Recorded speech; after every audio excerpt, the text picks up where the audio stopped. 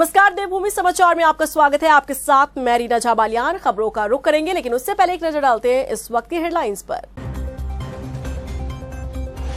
सूबे में फिर गरमाई नई आबकारी नीति पर सियासत। पहाड़ों पर खुलेंगे शराब ठेकों की ब्रांच। विपक्ष ने सरकार की मंशा पर उठाए सवाल।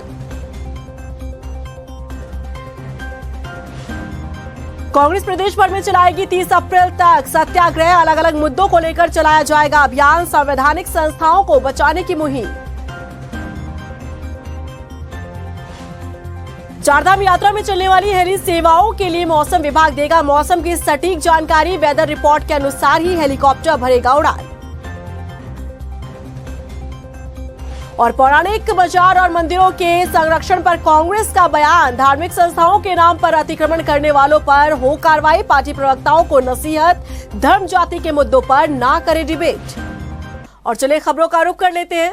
प्रदेश सरकार द्वारा लाई गई आबकारी की नई पॉलिसी को लेकर विपक्ष ने सवाल उठाने शुरू कर दिए हैं।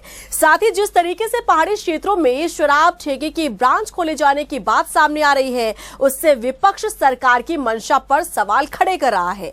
देखिए रिपोर्ट। सूबे में फिर शुरू हुई शराब पर सियासत।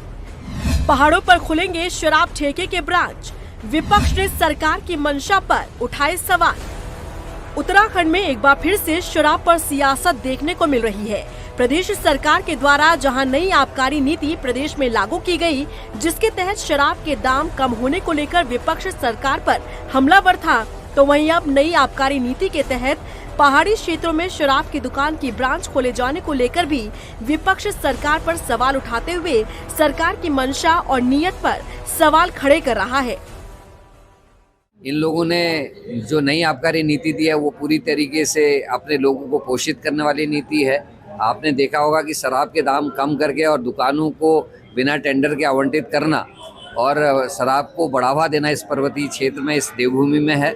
और इन्होंने कानून का भी उल्लंघन किया है। इन्होंने हाईकोर्ट के जो दिशा निर्देश थे उनका भी पालन नहीं किया है। पहाड़ों में क्या सब जगह दे रहे हैं, उनका तो बस नहीं चल रहा। अगर बस चले सरकार का तो वो तो घर घर में जो है, उन्होंने कहा भाई हम बिल्कुल घर घर में आपको जो है डिलीवरी जो है दे देंगे। तो सरकार का दोहरा चरित्र है जो आज आमजन के सामने। पहाड़ में शराब की दुकान की ब्रांच खोले जाने को लेकर जहां विपक्ष सवाल उठा रहा है, वहीं सत्ता पक्ष का कहना है कि मुख्यमंत्री पुष्कर सिंह धामी के द्वारा एक बेहतर नई आबकारी नीति प्रदेश में लागू की गई है, जिसके तहत शराब पर प्रति बोतल सेस लगाकर युवाओं, महिलाओं और गौवंश के उत्थान के कार्य किए जाएंगे। हमारे यशस्वी मुख्यमंत्री माननीय पुष्कर सिंह धामी ने पहली बार ऐसा प्रदेश के अंदर हो रहा है कि आबकारी में 3 रुपए का सेस लगाया गया है। 1 रुपए हमारी जो उत्तराखंड की मातृशक्ति है, जिनका राज्य बनाने में बहुत बड़ा योगदान रहा है, उनके उत्थान के लिए, नारी सशक्तिकरण के लिए 1 रुपए का टैक्स शेष उसमें लगाया गया है। उत्तराखंड में जब जब नई आबकारी पॉलिसी लागू होती है, तब तब शराब को लेकर प्रदेश में सियासत भी देखने को मिलती है। एक बार फिर नई आबकारी पॉलिसी को लेकर विपक्ष सवाल उठा रहा है, तो सत्ता पक्ष नई आबकारी नीति की सराहना कर रहा है। ऐसे में देखना होगा कि आगे सरकार के इस कदम पर विपक्ष के साथ साथ राज्य के लोगों का क्या रिएक्शन सामने आता है। कांग्रेस पार्टी ने 30 अप्रैल तक सत्याग्रह चलाने का फैसला किया है। कांग्रेस पार्टी के प्रदेश अध्यक्ष करण मारा ने कहा कि अलग अलग मुद्दों को लेकर सत्याग्रह चलाया जाएगा। मारा ने कहा कि कांग्रेस ने प्रधानमंत्री नरेंद्र मोदी को पत्र लिखकर संवैधानिक संस्थाओं को बचाने के लिए कहा है। उन्होंने कहा कि कांग्रेस के ब्लॉक और जिला स्तर के कार्यकर्ता भी प्रधानमंत्री नरेंद्र मोदी के नाम पर पत्र भेजेंगे। साथ ही कांग्रेस राज्य स्तरीय मुद्दों के लिए मुख्यमंत्री को पत्र लिखेगी। कांग्रेस पार्टी अलग अलग मुद्दों को लेकर 30 अप्रैल तक सत्याग्रह चलाएगी।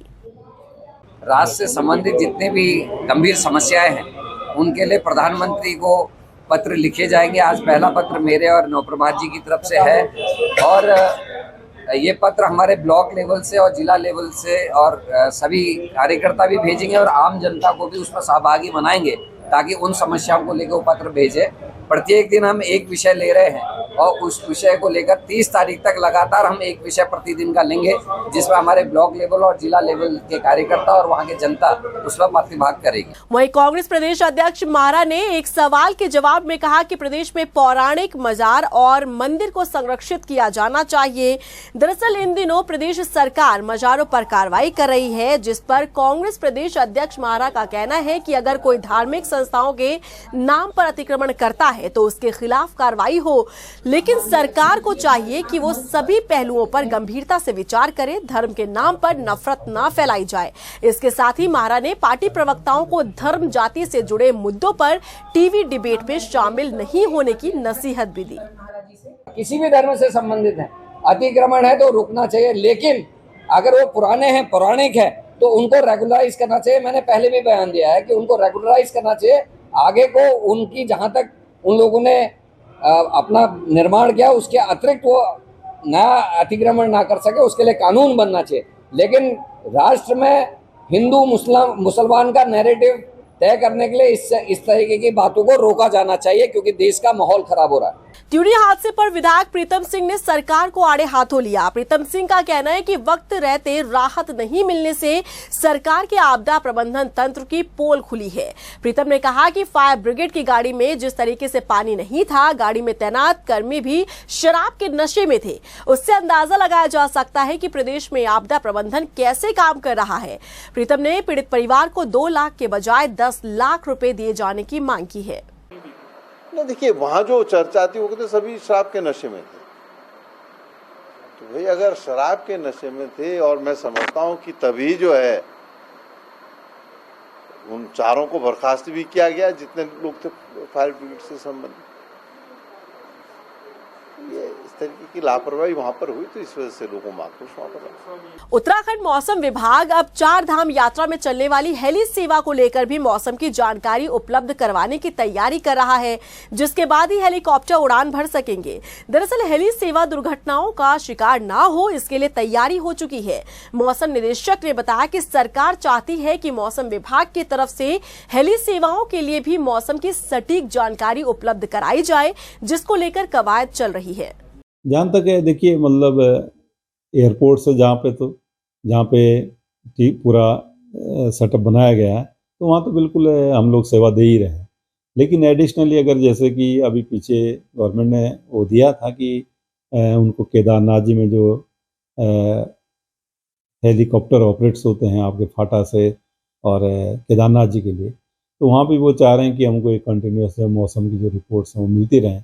तो उसमें ठीक है, अभी चल रहा है उस पर डिस्कशन जो कि किस तरह से हम कर सकते हैं, कितना मैन पावर वगैरह किस तरह का ज़रूरत होगा, या ऑटोमेशन में लेकर के चीज़ों को करा जा सकता है।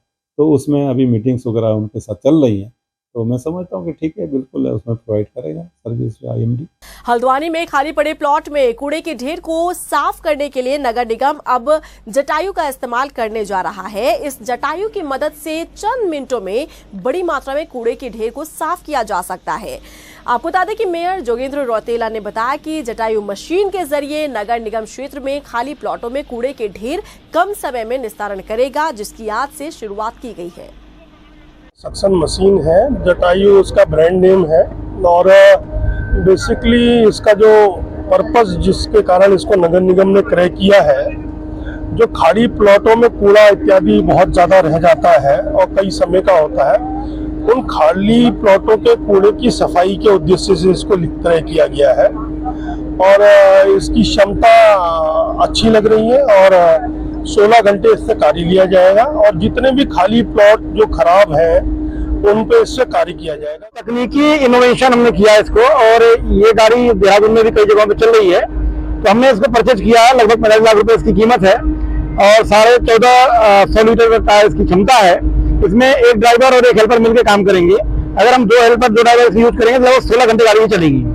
16 घंटे में भी हमने आज सिखाना शुरू किया अपने ड्राइवर हेल्पर को।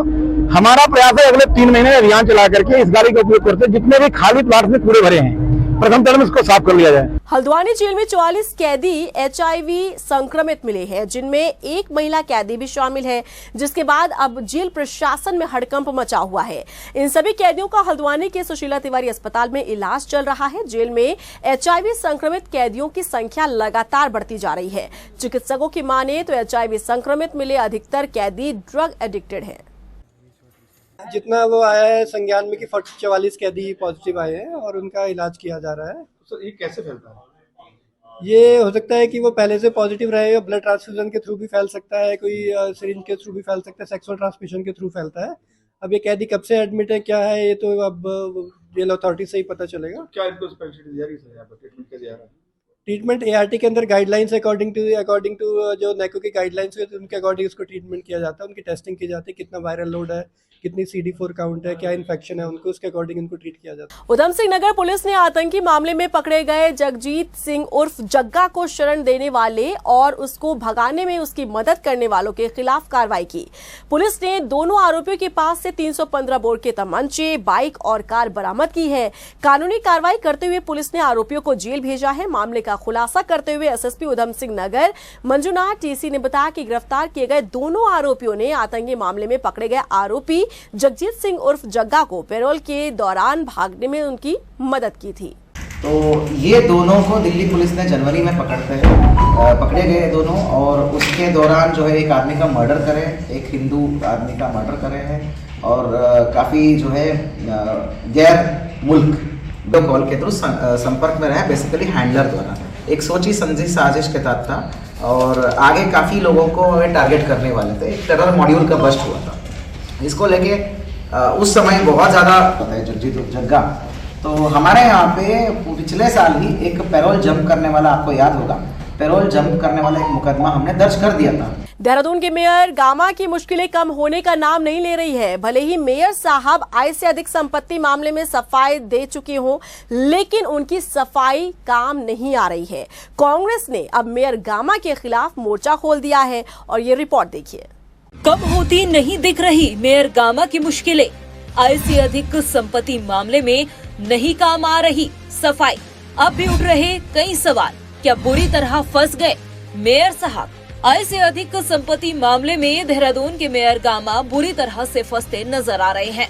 ये कहना गलत नहीं होगा कि मेयर साहब की मुश्किलें दिन पर दिन बढ़ती जा रही है। उनकी संपत्ति को लेकर RTI से हुए खुलासे के बाद मेयर गामा पर कई गंभीर आरोप लगाए गए, जिसके बाद मेयर साहब मीडिया के सामने तो आए, मगर जो बयान उन्होंने दिए थे वो सिर्फ खाना पूर्ति के लिए थे। मगर मेयर गामा की चुप्पी पर विपक्ष हमलावर नजर आ रही है। कांग्रेस आय से अधिक संपत्ति मामले पर मेयर सुनील उनियाल गामा के खिलाफ सड़कों पर उतरने का मन बना चुकी है। 12 अप्रैल को कांग्रेस ने देहरादून नगर निगम घेराव का भी फैसला लिया है। जैसे उन्होंने बताया कि चाउमीन बेच के उन्होंने करोड़ों की संपत्ति बताया, तो वो हम भी चाहते हैं कि वो हम बताएं वो किस तरह की चाउमीन है जिससे करोड़ों रुपए कमाए जाते हैं। क्योंकि हमारे पूरे प्रदेश और देश में रोजगार लोगों पर नहीं है, बेरोजगार की संख्या बढ़ती जा रही है। तो हम उन लोगों को बताएंगे कि इस तरह से वो अगर काम करेंगे तो करोड़ों की संपत्ति अर्जित कर पाएंगे। और साथ साथ 12 तारीख को हम नगर निगम का घेराव करेंगे, और उसके बाद 13 तारीख को पूरे महानगर में वार्डों में हम पुतला दहन करेंगे। तो जहां एक तरफ कांग्रेस ने मेयर गामा के खिलाफ मोर्चा खोल दिया है, तो वहीं कई सवाल भी उठाए गए हैं। कहा गया है कि मेयर बनने के बाद ही संपत्ति कैसे बढ़ गई, 4 सालों में 10 गुना संपत्ति कैसे बढ़ी है, मेयर गामा ने ऐसी कैसी चाउमीन बनाई जो बन गए करोड़ों के मालिक। कांग्रेस लगातार इन तमाम सवालों को लेकर मेयर गामा के खिलाफ आवाज उठा रही है, और इस पूरे मामले में मजिस्ट्रेट या फिर विजिलेंस जांच की बात कही जा रही है। हालांकि इस पूरे मामले में मेयर साहब ने जो सफाई दी थी वो काम नहीं आई, और न ही सरकार की तरफ से कोई बयान सामने आया, जिसके बाद जनता और विपक्ष संतुष्ट नजर नहीं आ रहे हैं। ऐसे में सरकार की जीरो टॉलरेंस वाली नीति पर भी सवाल खड़े होते हैं।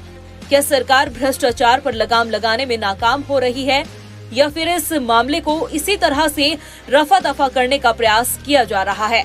और इसी के साथ फिलहाल इस बुलेटिन में बस इतना ही, लेकिन चलते चलते एक नजर डालते हैं इस वक्त की हेडलाइंस पर। सूबे में फिर गरमाई नई आबकारी नीति पर सियासत, पहाड़ों पर खुलेंगे शराब ठेकों की ब्रांच, विपक्ष ने सरकार की मंशा पर उठाए सवाल। कांग्रेस प्रदेश भर में चलाएगी 30 अप्रैल तक सत्याग्रह। अलग अलग मुद्दों को लेकर चलाया जाएगा अभियान। संवैधानिक संस्थाओं को बचाने की मुहिम। चारधाम यात्रा में चलने वाली हेली सेवाओं के लिए मौसम विभाग देगा मौसम की सटीक जानकारी। वेदर रिपोर्ट के अनुसार ही हेलीकॉप्टर भरेगा उड़ान। और पौराणिक बाजार और मंदिरों के संरक्षण पर कांग्रेस का बयान। धार्मिक संस्थाओं के नाम पर अतिक्रमण करने वालों पर हो कार्रवाई। पार्टी प्रवक्ताओं को नसीहत। धर्म जाति के मुद्दों पर ना करे डिबेट।